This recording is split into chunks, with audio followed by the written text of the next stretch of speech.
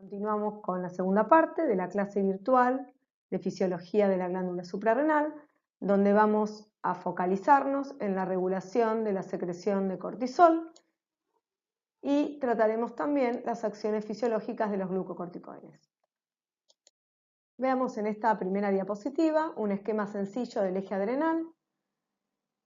Acá se ve que estímulos tanto internos como externos van a favorecer la liberación y síntesis de CRH, el cual va a impactar sobre la adenohipófisis, estimulando la síntesis y liberación de ACTH. La ACTH a su vez va a impactar sobre la corteza suprarrenal, fundamentalmente sobre las células fasciculadas, estimulando la síntesis y secreción de cortisol, el cual en circulación va a impactar sobre órganos blancos, aquellos que tienen receptores funcionales para cortisol, donde va a producir sus efectos biológicos. Además, el cortisol va a producir feedback negativo a nivel hipotalámico, a nivel hipofisario, ¿sí? De manera de regular su propia liberación, así como también la CTH va a inhibir la liberación de CRH.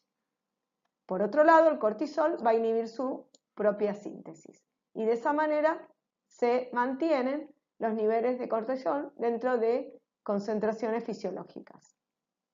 Respecto a CRH, se sintetiza a nivel del núcleo paraventricular del hipotálamo.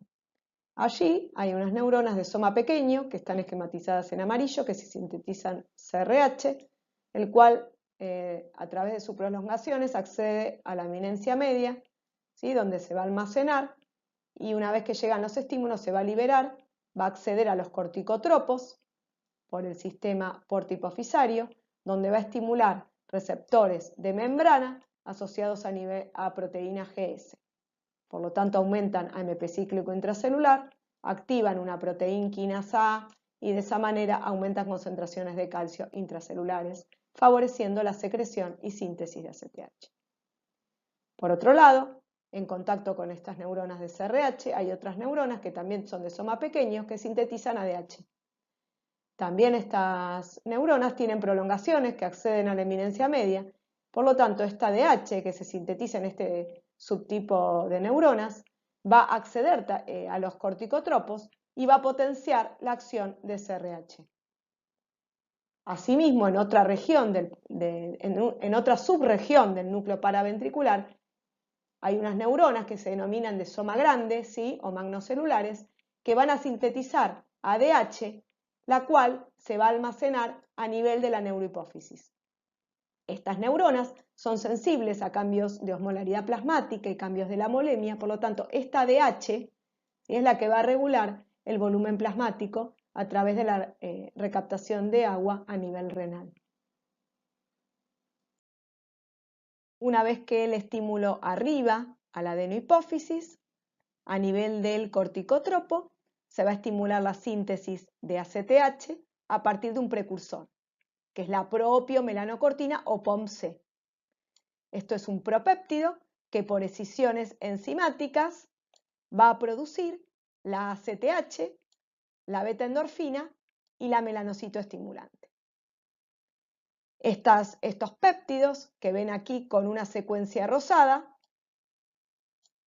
se sabe que a partir de esta secuencia va a tener acción melanocitoestimulante. Una vez liberada ACTH, por circulación va a acceder a su órgano blanco, en este caso la corteza suprarrenal, tiene gran cantidad de receptores para ACTH, donde va a estimular la síntesis y secreción fundamentalmente de cortisol. ¿Cómo va a actuar? Va a actuar sobre receptores de membrana, ¿sí? Denominados receptores de melanocortina, que están asociados a una proteína GS. Por lo tanto, aumenta MP cíclico intracelular, el cual va a activar una proteína quinasa A que tiene varias funciones. Por un lado, aumenta el ingreso de colesterol de circulación, ¿sí? A partir de lipoproteínas, como la LDL, favorece la movilización de los depósitos de colesterol, ¿sí? El colesterol que está almacenado en la célula, aumenta la síntesis de STAR y también la actividad de STAR, y aumenta la actividad y síntesis de varias enzimas esteroidogénicas. Esto es un efecto más lento. Asimismo, es una hormona trófica sobre la corteza suprarrenal, favoreciendo la hiperplasia y la hipertrofia celular. La hiperplasia se refiere al aumento del número de células y la hipertrofia aumento del tamaño de las células. A nivel de la médula adrenal va a estimular la síntesis de catecolaminas adrenales. Las hormonas del eje adrenal tienen un ritmo circadiano de secreción, es decir, un ritmo de 24 horas, con un pico a la mañana, ¿sí? Acá ven el cortisol, y lo mismo de ACTH, y un nadir a la noche de ambas hormonas. Este ritmo circadiano es comandado por el núcleo supraquiasmático del hipotálamo, ¿sí? Que depende de los ritmos de luz-oscuridad y de sueño-vigilia. Es decir, que va a estar alterado en trabajadores nocturnos, ¿sí? O luego de viajes transoceánicos, donde es necesario la adaptación del ritmo suprarrenal al nuevo uso horario. Además, pueden ver que estas hormonas se secretan en forma pulsátil, ¿sí? Tienen pulsos y valles de liberación cada 10 o 15 minutos. En esta diapositiva vemos graficado la concentración de cortisol en función de las horas del día. Como pueden observar, no se muestra una disminución a la noche. Por lo tanto, hay situaciones donde se pierde el ritmo circadiano y es necesario determinar cortisol en dos momentos del día, a las 8 de la mañana y a las 22 horas. ¿En qué situaciones se observa alteraciones del ritmo circadiano? Por ejemplo, en la edad avanzada, donde se presentan disfunciones neuronales suprahipotalámicas, en el hipercortisolismo o en patologías asociadas al estrés crónico. En esta diapositiva retomamos el control del eje hipotálamo hipófiso adrenal por los glucocorticoides. Habíamos visto que ejercen un control negativo a nivel hipotalámico, a nivel hipofisario y a nivel de la corteza suprarrenal. Existe también un control suprahipotalámico, donde los glucocorticoides se unen a receptores propios y estimulan la liberación de GABA a nivel hipotalámico, y de esa manera inhiben la liberación de CRH y ADH, disminuyendo la liberación a la larga de cortisol. Este control suprahipotalámico es el que influye en situaciones de estrés y se altera en algunas situaciones patológicas y en la edad avanzada. En particular, en la edad avanzada se ha observado que hay disfunción neuronal y disminución de los receptores para la hormona en estas regiones, por lo tanto, el feedback negativo está disminuido.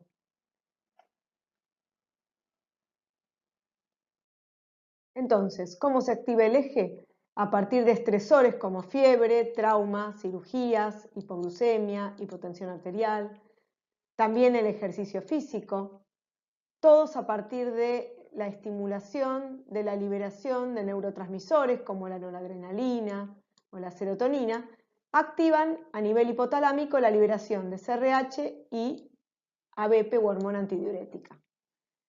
Por otro lado, las citoquinas, ¿sí? En procesos inflamatorios como las interleuquinas 1, 6, el factor de necrosis tumoral, también son activadores del eje. En cuanto a factores inhibidores, tenemos el GABA, que ya lo habíamos visto en la diapositiva anterior, la somatostatina y el propio cortisol. Asimismo, el cortisol también, al disminuir las citoquinas proinflamatorias, es una forma indirecta de inhibir el eje. Pasamos ahora a las acciones fisiológicas de los glucocorticoides.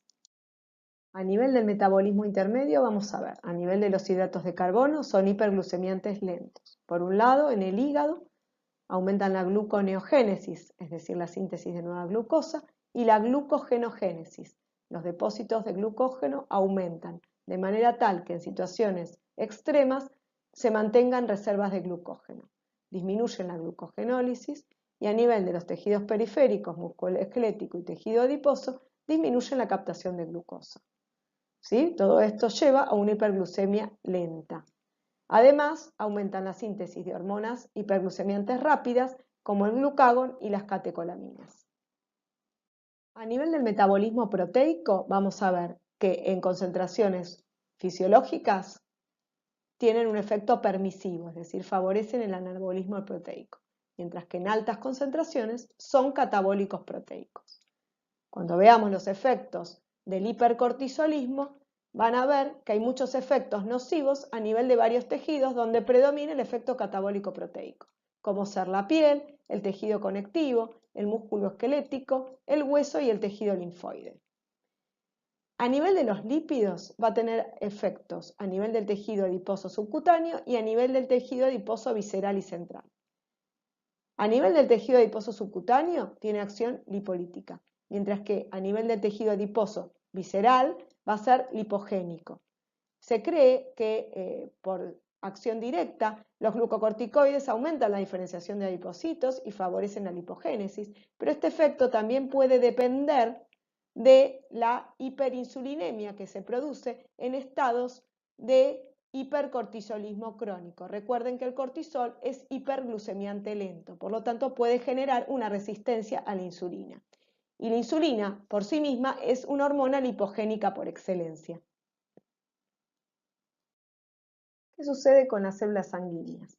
Los glucocorticoides van a producir poliglobulia, con aumento de los glóbulos rojos circulantes porque inhiben su fagocitosis, y neutrofilia. ¿Sí? Los neutrófilos aumentan en sangre porque se liberan más desde el pool marginal y a su vez migran menos hacia el sitio inflamatorio, es decir, que se disminuye su diapedesis. Por otro lado, se observa disminución de linfocitos, monocitos, eosinófilos y basófilos. Fundamentalmente, en los monocitos, eosinófilos y basófilos se observa porque hay mayor destrucción de los mismos. En cuanto a los linfocitos, se ve que se disminuye el ingreso de glucosa a las células y se produce un estímulo de la apoptosis celular.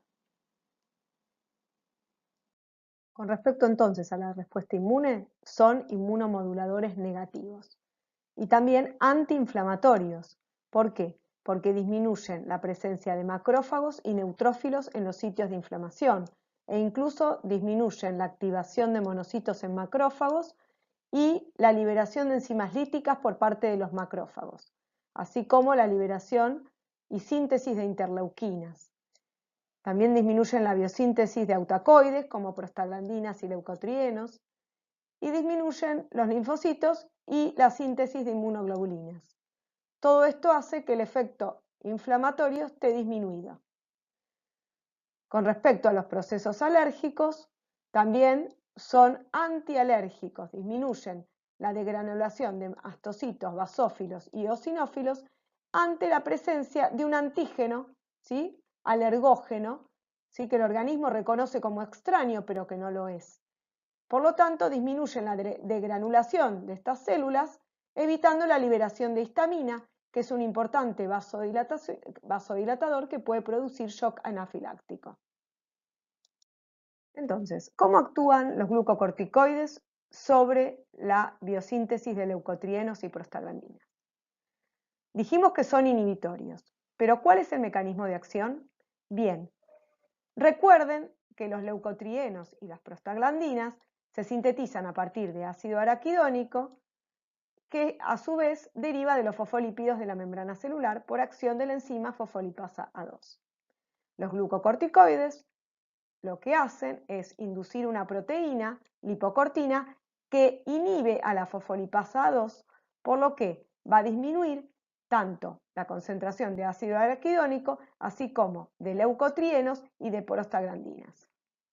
Este efecto es mucho más amplio en relación al de otros antiinflamatorios, como los antiinflamatorios no esteroides, como el ácido acetil salicílico o aspirina, dado que estos últimos inhiben directamente a la ciclooxigenasa, que es una enzima involucrada solo en la vía de las prostaglandinas y no en la vía de los leucotrienos. De ahí es que se los conoce a los glucocorticoides como los antiinflamatorios esteroides. ¿Cuál es el mecanismo de acción por el cual los glucocorticoides son antiinflamatorios? Uno de los principales es que inhiben la síntesis de citoquinas proinflamatorias. Las citoquinas son mediadores de inflamación, ¿sí?, que aumentan su síntesis, dado que en la célula se produce la traslocación al núcleo de un factor de transcripción denominado NF-κB o Nuclear Factor κB. Este factor de transcripción, ¿sí?, es estimulado ante estímulos inflamatorios. Ante la administración de glucocorticoides, estos se unen a sus receptores específicos y el complejo hormona-receptor, por un lado, mantiene en citoplasma el NF-κB de manera de formar un complejo inhibitorio que no puede acceder al núcleo. Por el otro lado, este complejo hormona-receptor accede hacia sus elementos respondientes en el ADN, favoreciendo la síntesis del IκB, que es una proteína inhibitoria que se une al NF-κB impidiendo su acción. Por lo tanto, los glucocorticoides disminuyen la síntesis de las citoquinas proinflamatorias. En resumen, entonces, a nivel inflamatorio, se produce la activación de monocitos en macrófagos, los cuales van a secretar citoquinas proinflamatorias y prostaglandinas, que van a activar a los linfocitos, que van a liberar aún más citoquinas, las cuales van a actuar a nivel de los centros termorreguladores, produciendo la fiebre o el aumento de la temperatura corporal, y por el otro lado, la respuesta inflamatoria. La administración de glucocorticoides, entonces, va a producir una disminución de la activación de los macrófagos, con disminución de la síntesis y secreción de citoquinas por acción a nivel del NF-κB, así como también una acción inhibitoria sobre la liberación de prostaglandinas y leucotrienos. A nivel de los linfocitos van a disminuir su activación. Por lo tanto, se van a disminuir la producción de citoquinas que van a actuar sobre los centros termorreguladores, finalmente produciendo un efecto antipirético. Y por el otro lado, producen una disminución de la respuesta inflamatoria. Pasemos entonces a los efectos óseos. El exceso crónico de glucocorticoides, ya sea por una patología, por ejemplo la presencia de hipercortisolismo, que lo vamos a ver enseguida, o por tratamiento crónico con glucocorticoides exógenos, por ejemplo en patologías autoinmunes, va a producir una acción antivitamina D con disminución de la absorción intestinal de calcio, aumento de la excreción de calcio a nivel renal, lo que va a llevar un balance negativo de calcio con aumento de la liberación de paratormona. Esto va a producir un aumento de la resorción ósea, a fin de liberar el calcio del hueso hacia la sangre. Por otro lado, a nivel óseo, los glucocorticoides tienen una acción negativa sobre los osteoblastos, disminuyen la osteoprotegerina, que es una proteína que impide la activación osteoclástica, por lo tanto, aumenta la activación de los osteoclastos. Y esto contribuye al aumento de resorción ósea también producido por la paratormona. A la larga, entonces, se puede producir, como se ve en esta fotografía en el panel derecho, una disminución de la masa ósea, lo que se denomina osteoporosis, que puede llevar a fracturas patológicas.